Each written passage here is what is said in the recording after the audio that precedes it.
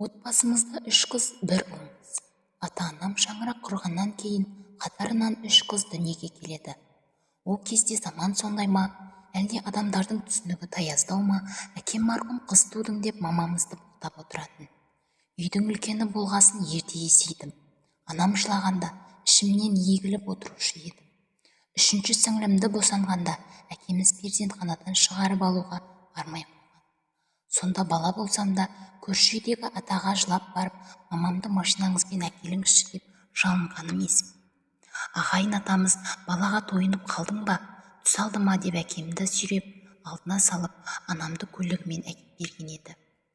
4-ші перзентін 4 жылдан кейін көтерді. Онда да тағы қыз болып қалса не істеймін деп көрші жеңгеге жылап айтып беретін. Жылайтындай жөні бар. Себебі әкеміз бізді адам ұрлық көрмеді. Bir жолы сіңлім сүтке нан турап ішіп отырып төгіп қойды. Сонда әкем төгілген нанды уысына салып, сіңлімнің басына жағып тастаған. Мені жұмсағанда шешеңді деп боқтап шақырады. Мама, папамды тастап кетіп қалайықшы деп жылағам. Қайда барамыз қызым, нағашыларыңның да жағдайы мәз емес қой деп мамам шерін тарқатып еді. Мамамыздың босанатын күні жақындаған сайын 2 сіңлімді жаныма отырғызып қойып, қолдарыңды жайып, Құдайдан іні тілеңдер деуші едім. Үйге ұл келсе, мамыражай заман орнайтындай қатты күттік. Шынында да Құдай тілеуімізді берді.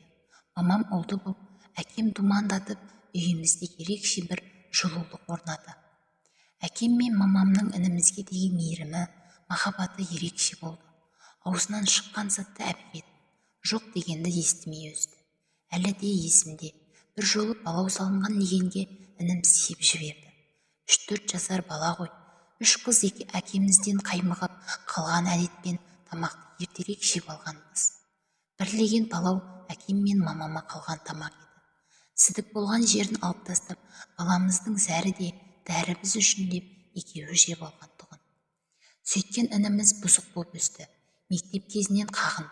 Темекі тартатын, отырыстарға барып өзінен жасы үлкен балалармен араласып, арақ шарапқа әуес болды.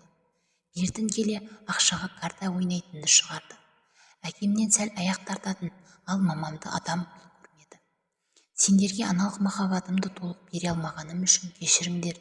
Алла бақтарыңды ашсын деп мамамыз туған күндерімізде жылап батасын беретін. Сол кісінің дұғасымен 3 қыз грантқа оқуға түсіп, жақсы жерге тұрмысқа шықты. Кіші сіңлім бөпелі болғанда мамамыз өмірден өтті. Жалғыз баламның тойын көре алмадым деп арманда кетті. Қайтыс болардан алдын әкелеріңе суық қарамаңдар, ол түсінбесе, сендер түсініп кешіре салыңдар деп аманаттаған еді. Жүрегі бірдеңе сезген екен. Інім Астанаға барып жұмыс істеймін деп кеткен күйі оралмады.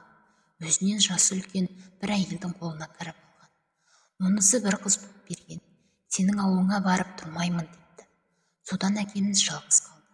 Амалсыздан 3 қыз апта сайын барып, кірін жуып, тамағын істеп, монша жағып беріп қарадық. Ініңе хабарлас, елге қайтсын, болмаса мені қарттар үйіне тапсырыңдар, сендерге масыл болмайын деді әкем бір күні. Інімнің келмейтіні айдан анық, өздерің баға беріңдер. Сендерге де әке ғой деп айтып қойған. Қарттар үйіне өткізе салсам ба деп көп ойландым. Түн баласы езіліп, жылап алатын. Әкемнің 3 қызына адам ретінде қарамаған кезі есіме түсіп, менің де оны далаға қалдырғым келген кездер болды. Несіне жасырайын. Бірақ дәтім жетпеді, жасай алмадым. Анамның аманаты есіме түсті. Күйеуіммен ақылдасып, әкемді қолыма алдым. 6 жыл менімен бірге өмір сүрді. Ет асып, көже істеп берген күндері кемсеңдеп жылайтын. Сөйлесуге ұялады. 2 сіңлім бала шағасымен келіп, көйлегін, шалбарын әкеп кигізгенде қыстығып, көзіне жас болып қалады. Үшеуміз оған бар мейірім махаббатымызды бердік. Әкемнің жаназасына інім келіп үлгермеді. Топырақ салуға жарамады. Әкем ұялған күйі бізден қайта-қайта кешірім сұрай өмірден өтті. Шешеңнің деп боқтаған күндеріне өкінген шығар. Тағдырының қандай сый дайындап тұрғанын қайдан білсін. Біздің оқиға бүкіл ауылға, ағайын туысқа аңыз болды. Пәленше кезінде сөйтіп еді деп әлі күнге дейін